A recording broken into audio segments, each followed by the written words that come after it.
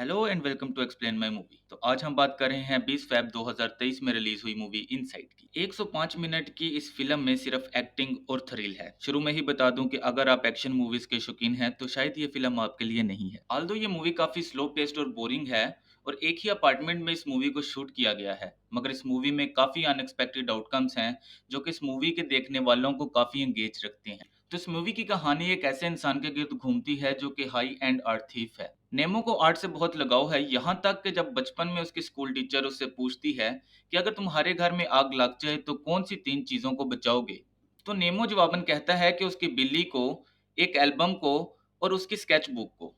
इस मूवी में Nemo New York के एक पेंट हाउस में 3 आर्ट पीसेस चुराने के लिए जाता है, मगर किसी वजह से पेंट हाउस का सिक्योरिटी सिस्टम ट्रिगर होता है और पेंट हाउस लॉक हो जाता है।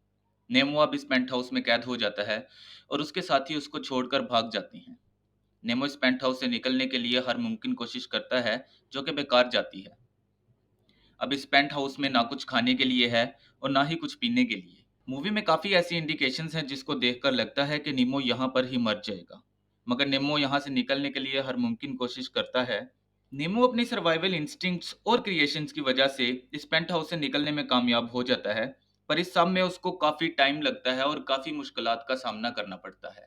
और जाने से पहले नेमो इस पेंट हाउस की एक दीवार पर नोट छोड़ता है कि सॉरी उसने ये तबाही की, मगर शायद आर्ट को बनाने के लिए तबाही ज़रूरी है। अब अगर बात करें मेरे पर्सनल एक्सपीरियंस की, तो मूवी का स्टार्ट काफ़ी बेहतरीन और एंगेजिंग था, मगर जैसे मूवी का टाइम आगे गुजरता है तो मूवी स्लो और बोरिंग होने लगती है। मगर इस मूवी के अनएक्सपेक्टेड आउटकम्स की वजह से ये देखने वालों को एंगेज रखती है।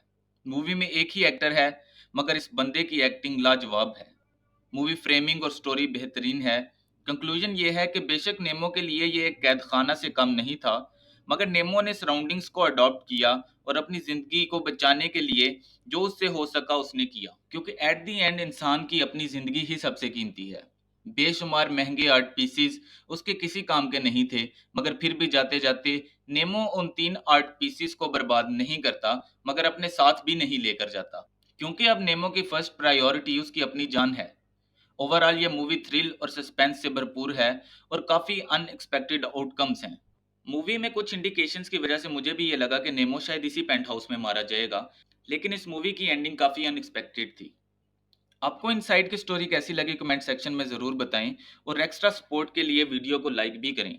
मज़ीद ऐसी वीडियोस देखने के लिए एक्सप्लेन माई मूवी को सब्सक्राइब करें और बेल आइकन को प्रेस करें ताकि नई आने वाली वीडियो सबसे पहले आप तक पहुंचे। मुलाकात होगी नेक्स्ट वीडियो में, तब तक के लिए अलविदा।